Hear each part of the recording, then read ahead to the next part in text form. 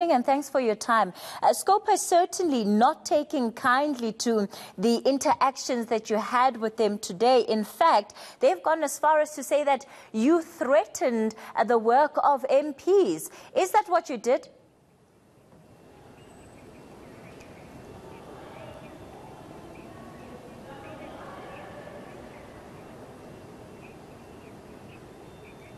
Absolutely not. Good evening, Kathy, and good evening to your viewers.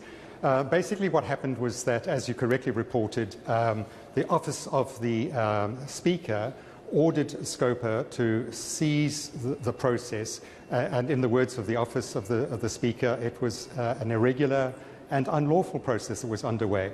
We were taken by surprise by this instruction because we had been looking forward to the Scopa hearing this morning. We've been attending these Scopa hearings into what's called the Cox Mahoro matter, the way in which a certain individual has been seconded into our department.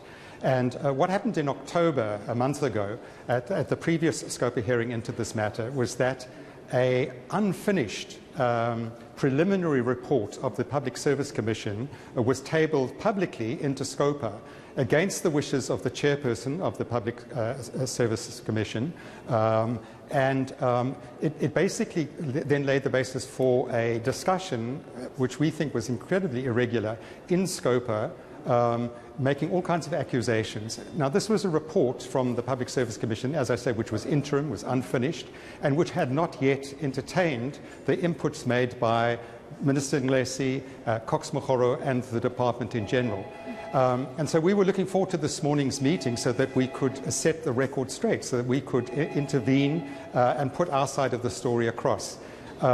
So we certainly didn't threaten the committee, but then what was said from the chair, in particular, and from one or two other members of the committee, was that we had engineered the speaker to come with this view that the committee should hear. On the contrary, as I say, we were deeply disappointed because we do want Scopa to conduct its business, but fairly and justly. And in our view, there was a serious breach of natural justice in the way in which they conducted themselves on the basis of an unfinished report in the last hearing. But when did you come across the fact that how they had tabled that previous report was illegal? Because as far as Scopa is concerned, this issue was brought to them today by the Speaker. And in fact, you also confirmed that you were surprised by the fact that the Speaker came to this conclusion. So are you saying that from the get-go, you have reason to believe that their motive was nefarious in going ahead and publishing it? Because for all intents and purposes, they didn't seem to believe that they were in the wrong, if their statement is anything to go by.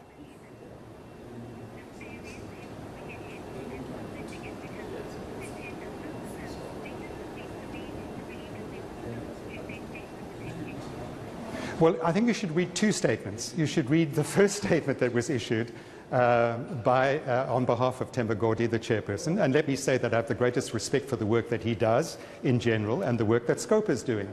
But if you read the first statement that was issued in his name, then you'll see that they give an accurate account of what happened this morning. And there's no allegation that we were involved in stopping the process and so on.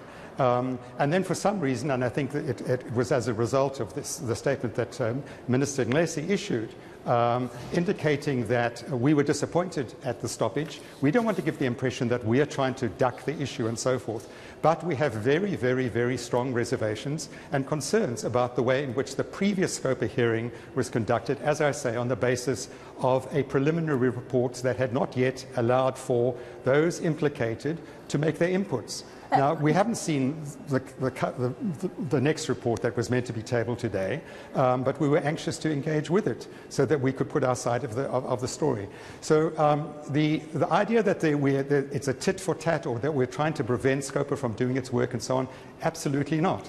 Mr. Cronin, the reason I say this, and I take you to the statement that was issued today by the Minister of Public Works, it says that in all the reasons that he's listed as to why he believes there's a nefarious agenda going on here, he says it has the hallmarks of a fight back by the corrupt syndicates that operate within public works and what the Public Enterprises Minister refers to as Bell Pottinger. So the orchestrated allegations, unsupported and usually anonymous, have come out of his senior management. So the minister doesn't seem to share the view with you that even if Scopa has made a genuine legal error here, it's coming out of nowhere. He seems to believe that it's driven by people within the department who are anti the cleanup that he says he's been doing.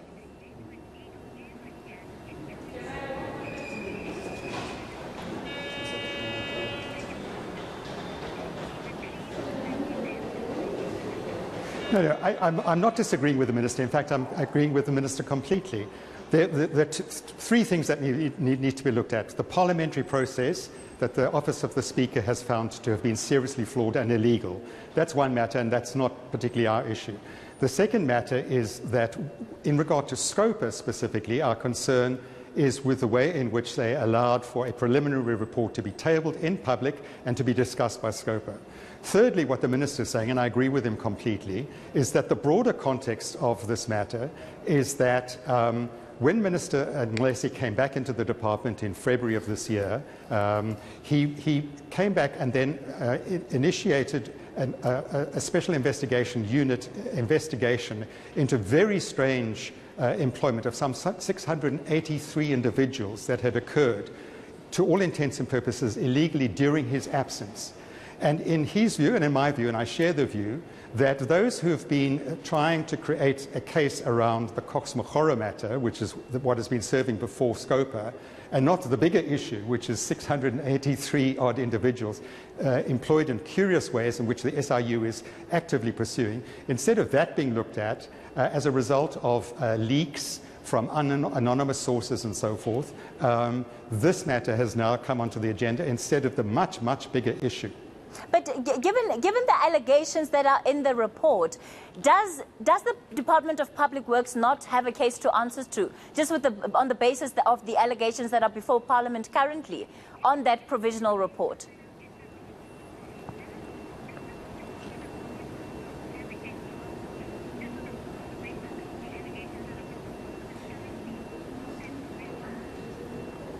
So we don't know what's in the final report at all, so I can't comment on it because we've not seen it.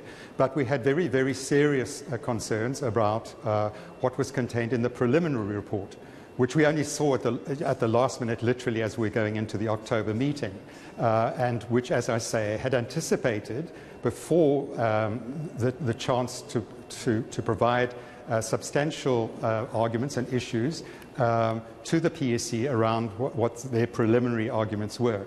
So I can't comment on what the final report has said, but certainly reading between the lines, and I think this is also contained in Minister Nglesi's statement today, because clearly the members of Scopa have now seen the final report, and what we're seeing is a dramatic turnaround from allegations of corruption and fraud and so forth in this matter to really concerns about a technical issue, which we need to take seriously, of course, but a technical issue around the way in which the secondment of Mr. Mokgoro into the department was held.